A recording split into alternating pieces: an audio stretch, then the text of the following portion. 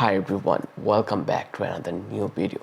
So আজকের ভিডিওর আমাদের টপিক হচ্ছে যে আমরা কেন সঞ্চয় করতে পারি না বা কেন আমাদের হাতে মাস শেষে কোনো টাকা থাকে না।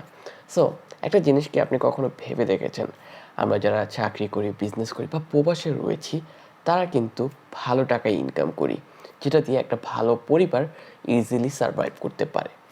কিন্তু কোশ্চেন হচ্ছে যে মাস শেষে দেখা যায় যে আমাদের হাতে কোনো টাকা থাকে না বা বছর শেষে আমাদের সঞ্চয়ের পরিমাণ একদম শূন্য। এই জিনিসটা শুধু আপনারই হচ্ছে এরকম না, বাংলাদেশে বসবাসকারী প্রত্যেকটা মানুষের ক্ষেত্রে এই সমস্যাটা প্রযোজ্য বা এই যে অভিযোগটা সবাই করে থাকে। সো আজকের ভিডিওতে আমি আপনাদেরকে এমন 5টা বিষয়ের কথা তুলে ধরবো, যে 5টা বিষয় যদি আপনি বুঝতে পারেন বা নিজের জীবনে অ্যাপ্লাই করতে পারেন বা এইগুলো থেকে নিজেকে বাঁচাতে পারেন, তাহলে ইজিলি আপনার সঞ্চয় আগুনের মতো বেড়ে যাবে। So without any further due, let's get started. সর্বপ্রথম যেই কারণটা নিয়ে আমি কথা বলবো সেটা হচ্ছে আমরা সাধারণত আগে খরচ করি, সঞ্চয় পরে করার চিন্তা করি। তো দেখা যাবে আমরা যারা মধ্যবিত্ত ঘরে রয়েছি বা গরিব ঘরে রয়েছি, আমাদের সব সময় মাসের বেতন পাওয়ার পর আমাদের মেজরিটি পোর্শন অফ মানিটা চলে যায় আমাদের খরচে। খরচের খাতায় থাকে বিদ্যুৎ বিল, দেন রুমের রেন্ট, দেন রান্নাবান্নার খরচ, দেন খাবারের খরচ, দেন মার্কেটিংয়ের খরচ, বন্ধুবান্ধব নিয়ে ঘোরা, আর কিছু টাকা যদি বেঁচে যায় তখন আমরা সেটা দিয়ে চিন্তা করি যে সঞ্চয় করব। বাট উল্টো দিকে আপনি যদি ধনীদের কথা চিন্তা করেন, যারা আমাদের তুলনায় ভালো টাকা জমিয়ে ফেলেছে বা সঞ্চয় করেছে, তারা সর্বপ্রথম যে কাজটা করে সেটা হচ্ছে তারা সর্বপ্রথম তাদের ইনকাম বা তাদের যে আয়টা রয়েছে সেটা থেকে নিজেদেরকে দেয় বা নিজেদের সঞ্চয়ে ইনভেস্ট করে, অ্যান্ড বাদ বাকি যে টাকাটা তাদের কাছে বেঁচে যায় সেটা দিয়ে তারা খরচ করে। সো এখানে আমাদের যে শিক্ষাটা নেওয়া উচিত সেটা হচ্ছে আমাদেরকে আগে সঞ্চয়ের কথা ভাবতে হবে এবং পরে খরচের কথা ভাবতে হবে। লাইক এরকম নয় যে আপনি আগেই সঞ্চয়ের কথা ভাববেন, কিন্তু আমাদের কিছু নেসেসারি জিনিসপত্র রয়েছে যেখানে আমাদের খরচ করতে হবে। সেটা হচ্ছে আমাদের রুমের ভাড়া, সেটা হচ্ছে আমাদের খাবার খরচ, সেটা হচ্ছে আমাদের বিদ্যুৎ বিল, সেটা হচ্ছে আমাদের অন্য যে সকল বিল রয়েছে লাইক ওয়াইফাই বিল। এগুলো আমাদের নেসেসারি, প্রত্যেক দিনে আমাদের প্রয়োজন।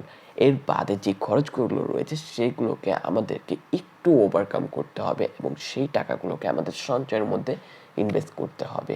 সো আশা করি এই কারণটা যদি আপনি বুঝতে পারেন যে আগে আপনাকে সঞ্চয় করতে হবে, পরে আপনাকে খরচ করতে হবে, তাহলে আপনি ইজিলি ধনী হওয়া স্টার্ট করে দিবেন আজকে থেকেই।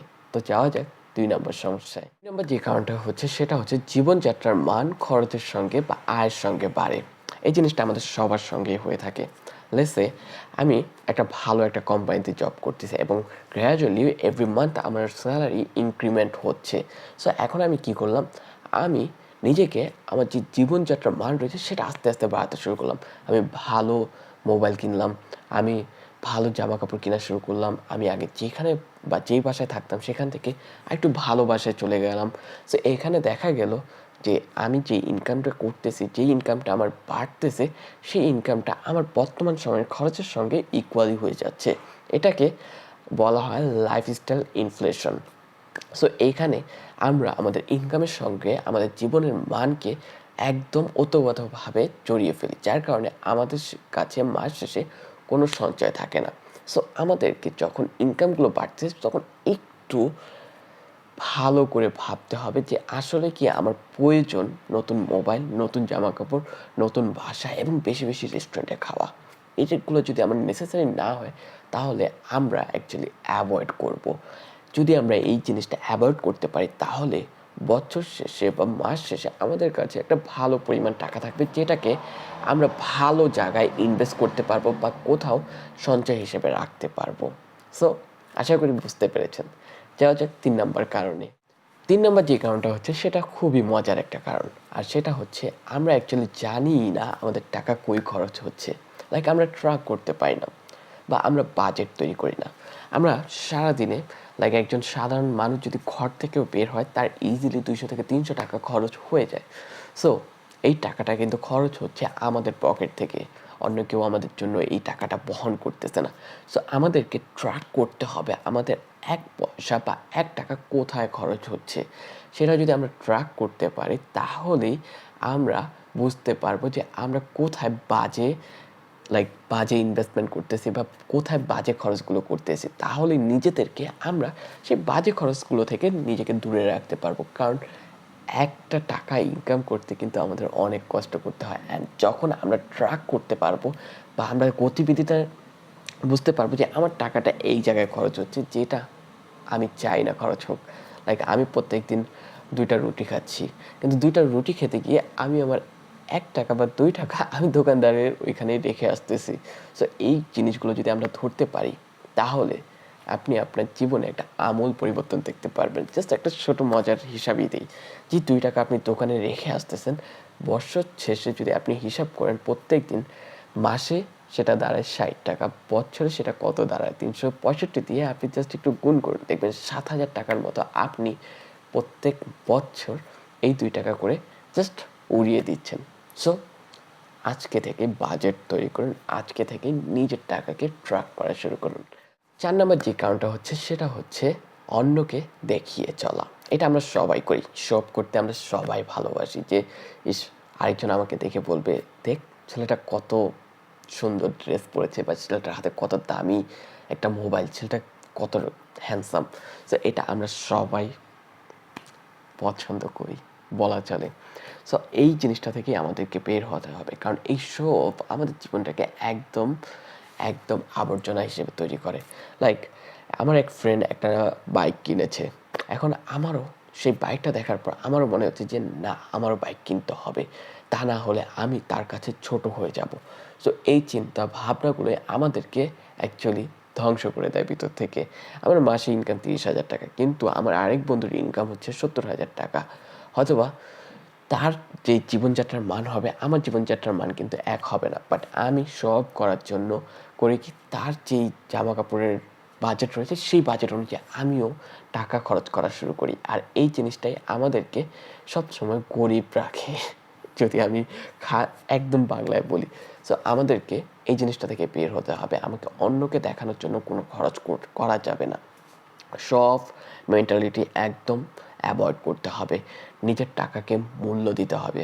সো আশা করি বুঝতে পেরেছেন যে কোন জিনিসটা আপনাকে অ্যাকচুয়ালি আপনার জীবন থেকে বাদ দিতে হবে। যাওয়া যাক 5 নাম্বার কারণ। এটাই হচ্ছে আমাদের সর্বশেষ কারণ, যেটা আমাদেরকে সঞ্চয় করতে দেয় না, আর সেটা হচ্ছে জরুরি তহবিল তৈরি করতে না পারা। লাইক লেটস সে আজকে আমি অসুস্থ হয়ে পড়লাম, এখন আপনি চিন্তা করুন, আপনি জব করতে পারতেছেন না, এখন আপনার ঘরে কোনো খরচ আসতেছে না বা ঘরে কোনো ইনকাম আসতেছে না, তাহলে আপনি কিভাবে চলবেন? আপনার চলার একটাই কারণ, মাধ্যম হচ্ছে যে আপনার কাছে যেই টাকাগুলো জমানো ছিল সেগুলো খরচ করা। আপনার আজকে বিজনেসে লস হয়েছে, আপনি কিভাবে আপনার পরিবারকে চালাবেন? একটাই ওয়ে, যে আপনার যে জরুরি তহবিল রয়েছে সেখান থেকে খরচগুলো করা। বাট আপনি যদি এই জরুরি তহবিল তৈরি করতে না পারেন, তাহলে আরেকটা ওয়ে দাঁড়ায়, সেটা হচ্ছে কিস্তি তোলা বা অন্যের থেকে ঋণ নিয়ে চলা। আর অন্যের থেকে যদি আপনি ঋণ নেন, সেই ঋণগুলো কিন্তু আপনাকে পরিশোধ করতে হবে। আর কিস্তি যদি নেন, তাহলে আপনার জীবন কিন্তু একদম লন্ডভন্ড হয়ে যাবে। সো আপনাকে সর্বপ্রথম যে কাজটা করতে হবে, যে আপনার আজকে যে ইনকাম করতেছেন সেইখান থেকে মিনিমাম 3 মাসের ইনকাম আপনাকে আপনার জরুরি তহবিলে রাখতে হবে।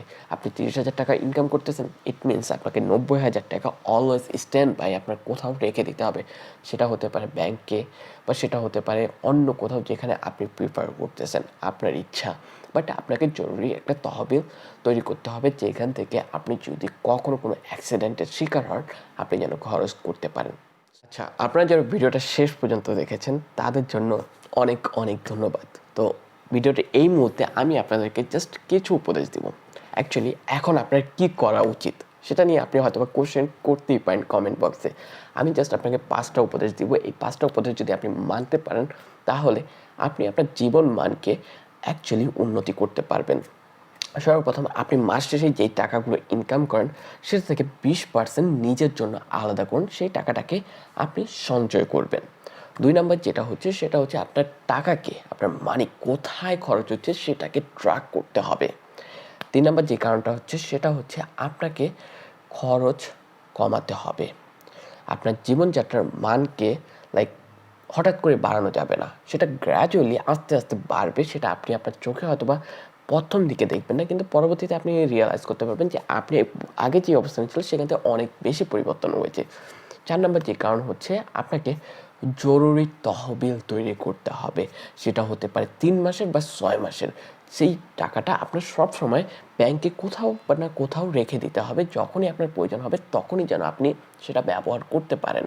আর একটা জিনিস মাথায় রাখতে হবে, উইথআউট এনি অ্যাক্সিডেন্ট, লাইক আপনার জব চলে গিয়েছে বা আপনি অনেক অসুস্থ হয়ে পড়ে গিয়েছেন, আপনার টাকার অনেক প্রয়োজন, তখনই আপনি হাত দিবেন। ভিডিওটা আজ এখানে শেষ করব।